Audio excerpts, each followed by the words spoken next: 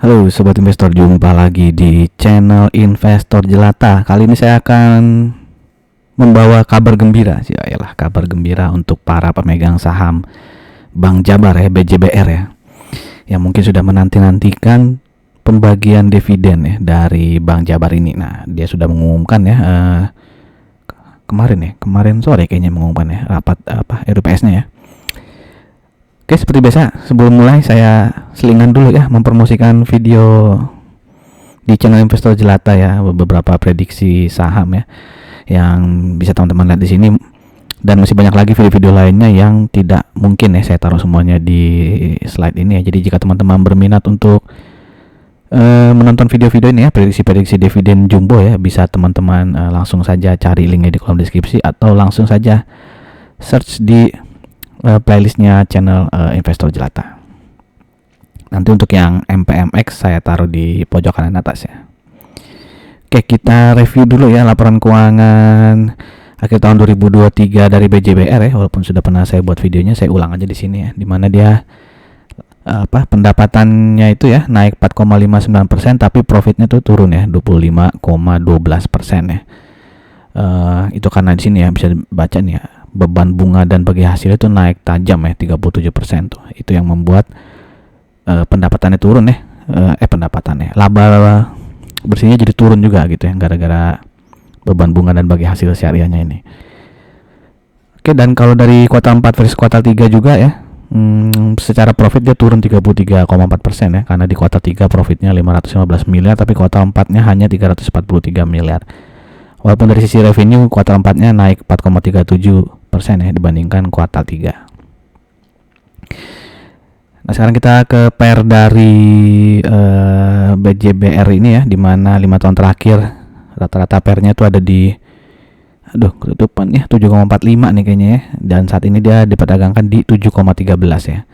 Sehingga bisa dibilang dia sudah dekat ya di harga fair value-nya ya berdasarkan historis PR-nya.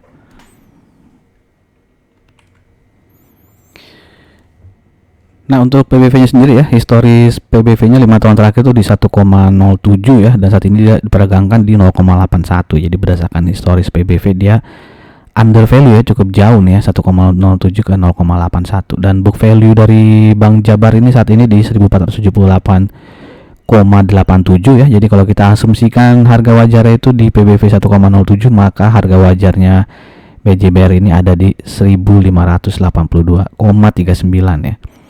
Dan harga saham di penutupan hari Rabu 3 April ini itu di 1205 ya, sehingga harga saat ini margin of safety-nya atau alias diskonnya itu ya lebih murah sebesar 31,3% ya dibandingkan harga wajarnya ini. Jadi cukup jauh ya, margin of safety-nya cukup besar 31% ya. Tapi terserah teman-teman ya, apakah yakin suatu saat BJBR akan balik ya ke PBV 1,07 atau enggak ya, silakan teman-teman nilai sendiri ya. Yang pasti dia laporan keuangannya tahun ini turun cukup dalam ya. Nah, kita harus cek juga nanti di kuartal 1 apakah sudah membaik gitu ya kinerja dari BJBR ini ya. Nah, ini adalah chart harian ya, dimana BJBR sempat all time high-nya di 3.500 mungkin di sini ya. Itu udah cukup lama ya dia belum pernah balik ya ke harga all time high-nya. Dekat-dekat pun enggak nih ya. Jadi dia turun terus nih si BJBR ya. Dan kalau kita lihat ya di 2 tahun terakhir setiap dia bagi dividen itu ada gap ya yang belum ketutup ya di sini ya. Di 2022 nih ya bagi dividen ada gap ya. Ini kayaknya gapnya, iya kayaknya gapnya belum ketutup ya, 1485. Tolong teman-teman cek ya apakah di sini ketutup apa enggak. Kayaknya sih enggak ya. Jadi ada gap di situ. Lalu di tahun lalu juga dia bagi dividen terus harganya turun ya, dan gapnya belum ketutup nih, di gap di 1370 ya. Nah, kalau bagi-bagi dividen sebelumnya 2021 dia sempat turun ya, tapi akhirnya kan dia bisa naik lagi ya, melebihi harga sebelum pembagian dividen. Begitupun di tahun 2020 ya. Ini bagi dividen ada gap besar, lalu akhirnya bisa rebound dan menutupi gap ini. Cuma 2 tahun terakhir ini belum ketutup ya, karena mungkin laporan keuangannya juga tahun ini turun, mungkin tahun lalu juga kayaknya turun dikit ya laba bersih dari BJBR ini.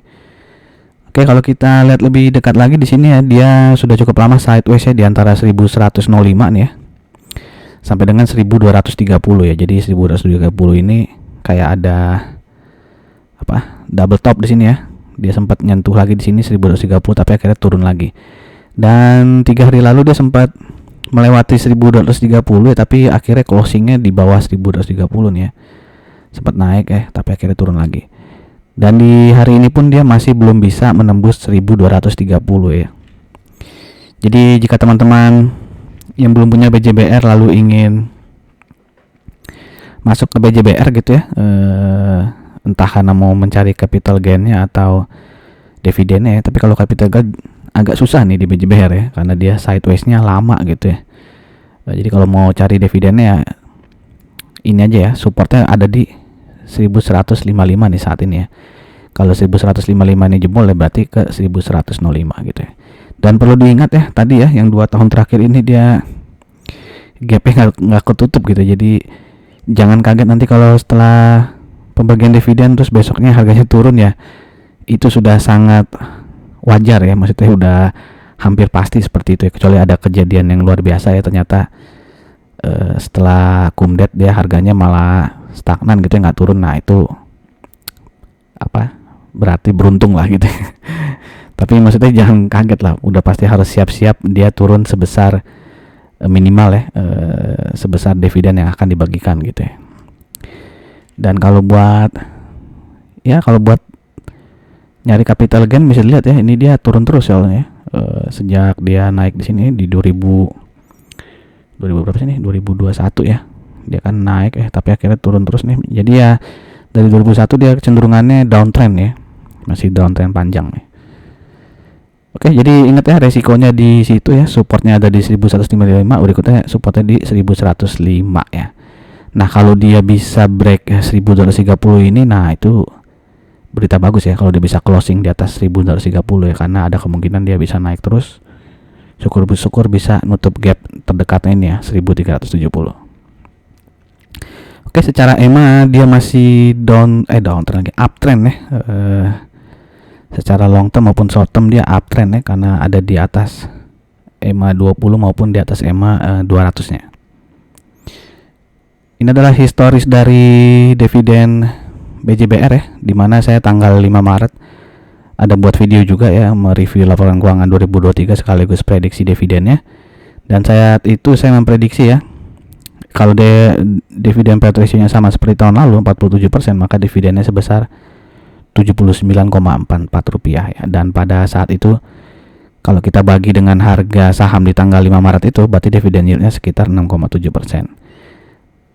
Nah, kalau dividennya 104 ya, kenapa saya bikin 104? Karena kan tahun lalu tuh dia bagi dividennya 104 ya. Terus kita ngelihat temennya si BJBR, si BJTM yang walaupun profitnya BJTM turun di 2023, tapi dia ngasih dividen yang lebih besar daripada tahun 2022 gitu ya.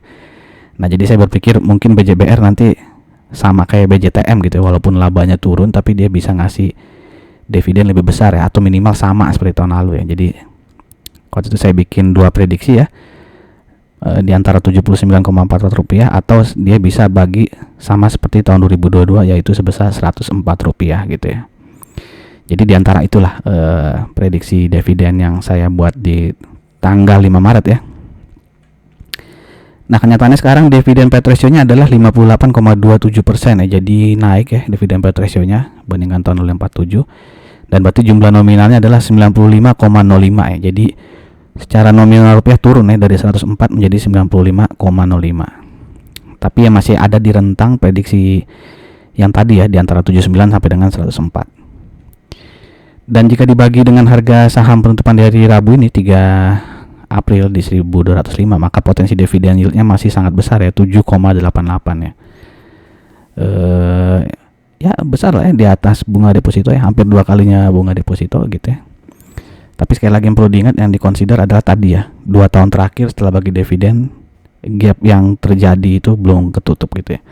Apakah tahun ini akan terulang lagi ya? Saya nggak bisa memastikan ya, nggak bisa jawab gitu ya.